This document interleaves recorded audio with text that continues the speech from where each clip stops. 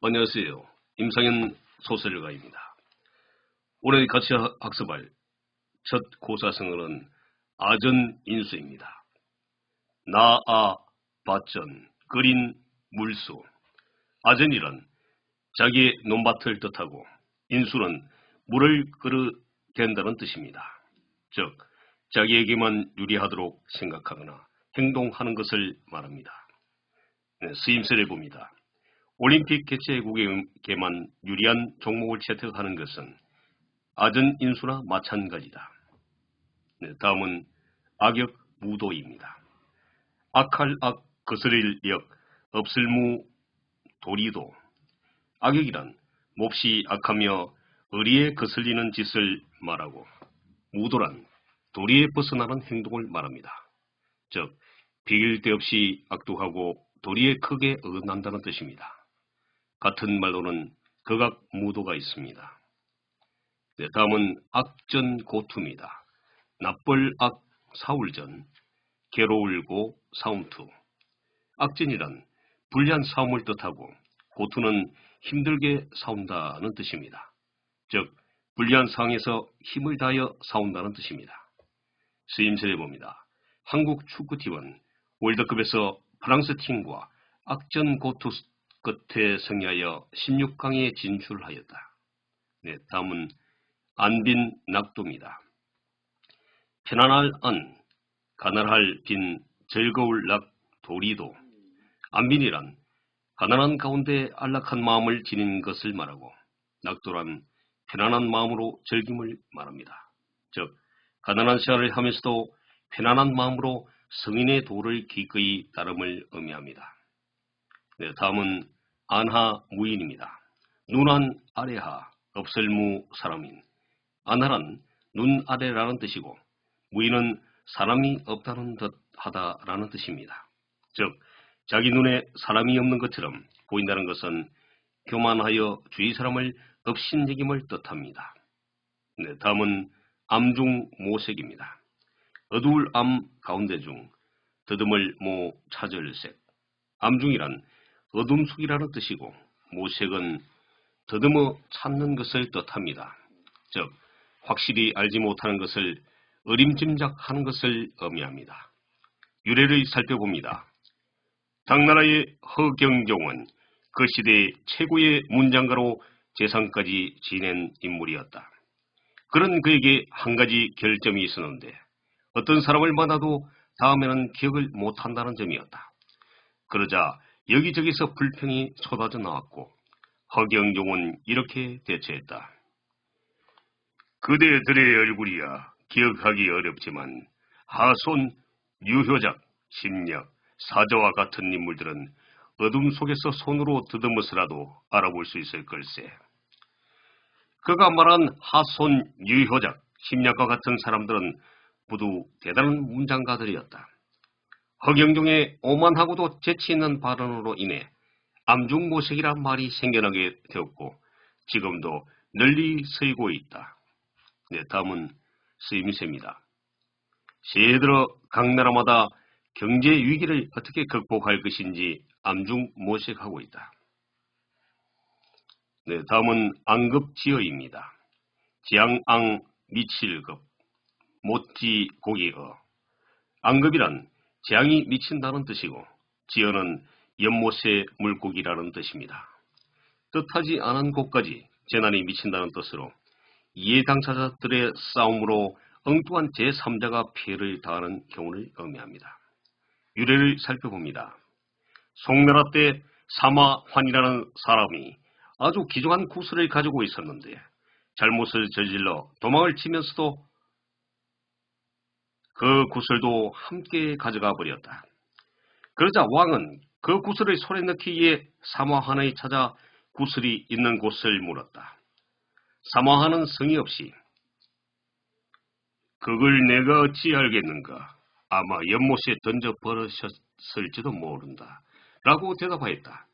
귀한 구슬이 탐났던 임금은 신하들을 시켜 사마환이 구슬을 던졌다는 연못을 샅샅이 찾게 했다. 그러나 아무리 뒤져보아도 구슬이 나오지 않았다. 급기야는 많은 사람들의 돈에 연못의 물을 모두 퍼냈으나 구슬을 찾지 못했다. 결국 연못의 물을 모두 퍼내 물고기들만 죽게 만든 것이다. 이렇게 예상치도 못한 곳에까지 재앙이 미치게 된다는 데서 유리한 말이 앙급지어이다. 네, 스임새를 봅니다. 어제는 동생이 부모님께 거짓말을 하는 바람에 나까지 벌을 받아 앙급지어의 상황이 되었다. 네, 다음은 약방 감초입니다. 양약, 집방, 달감, 풀초. 약방이란 약국을 뜻하는 말이고 감초는 단맛이 나는 풀로 한방에서 대부분의 한약을 만드는 데 쓰이는 약초입니다. 즉 무슨 일이든지 빠짐없이 끼는 사람을 말합니다. 쓰임새를 봅니다. 옆집 아주머니는 동네 일 어디에도 안 끼는 데가 없는 모두가 알아주는 약방 감초이다. 네, 다음은 양육 강식입니다. 약할 약, 고기의 육, 강할 강, 먹을 식. 양육이란 약한 동물이라는 뜻이고 강식은 강한 자에게 먹히다라는 뜻입니다. 즉 약한 것이 강한 것에게 먹히는 것을 의미합니다. 쓰임새를 봅니다. 동물의 세계를 보면 약육 강식의 논리가 확실히 드러난다.